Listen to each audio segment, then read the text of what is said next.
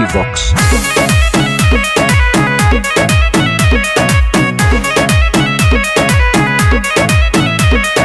सांस भले टूटे हो बाकी साथ नहीं छूटे हो, ई प्यार नहीं कम होखे ना दिल कब दुखे हो।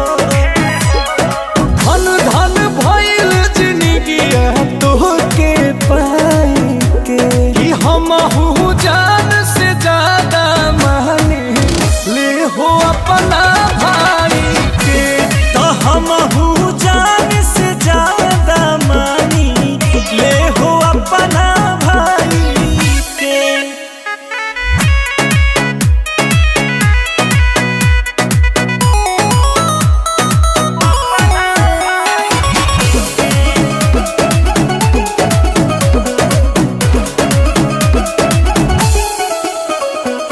भगिया हो तोहर खिल जाला जेकरा के भाई मिल जाला।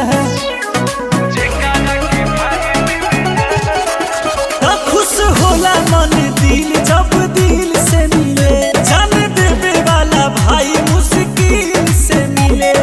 रिश्ता टूटी ना केहू देखे जमाई के, कि हमहू जान से ज्यादा ले हो अपना भाई के। कि हमहू जान से ज्यादा मानी ले हो अपना भाई के।